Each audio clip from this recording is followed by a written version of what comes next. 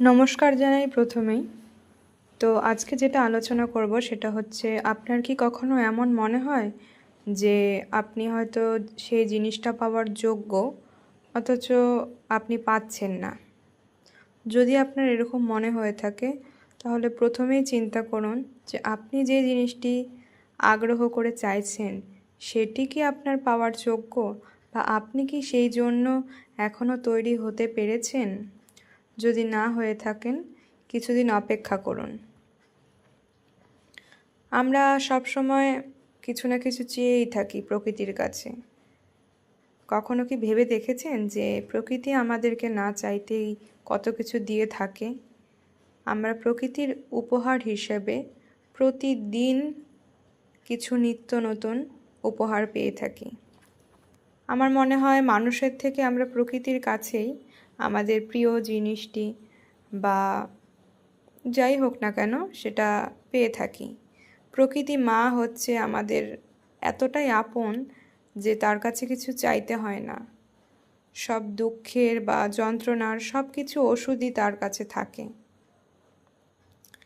পৃথিবীতে যদি কাউকে সত্যিই বিশ্বাস করতে ইচ্ছে হয়, তবে প্রথমে প্রকৃতি মাকে বিশ্বাস করুন, যে আপনাকে কখনো ঠকাবে না, যে আপনার চাহিদা অনুযায়ী আপনার যা ভালো হবে সেই অনুযায়ী আপনাকে দেবে।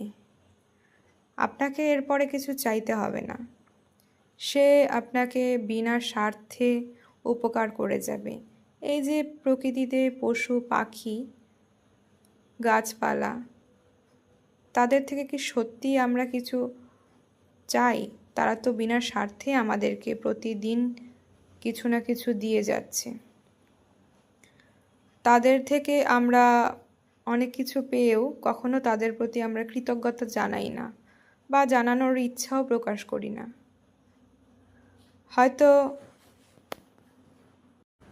কখনো মন খারাপ থাকলে, বা মনে উদাসীনতা আসলে, বা কিছু পেতে ইচ্ছা করলে, বা মন থেকে খুব বেশি কিছু যদি আশা করা যায়, তবে প্রকৃতি মায়ের কাছে চাইবেন। মা কখনো ফেরাবে না, যদি সেটি অবশ্যই আপনার জন্য যথাযোগ্য হয়, তবেই আপনি সেটা পাবেন। এমন না যে আপনি যা কিছুই চাইবেন সবটাই দিয়ে দেবে। সেটারও একটি নির্দিষ্ট পরিসীমা আছে। কখনো মন খারাপ থাকলে প্রকৃতির সাথে সময় কাটান। সবসময় ফোনে ব্যস্ত থাকা, ফোনে টাইপিং, ভিডিও দেখা, স্ক্রলিং করা করবেন না। এতে আমাদের মানসিক স্বাস্থ্যের খুব ক্ষতি হয়, যা আপনি এখন হয়তো বুঝতে পারছেন না। আপনার মূল্যবান সময় নষ্ট করছে এই নিত্য প্রয়োজনীয় আমাদের এই ফোন। ভালো লাগবে না, একটা সময় পর দেখবেন আপনার আর ভালো লাগবে না। সব কিছু ছেড়ে একটু নির্দ্বিধায় বসে প্রকৃতি মাকে দেখতে ইচ্ছা করবে।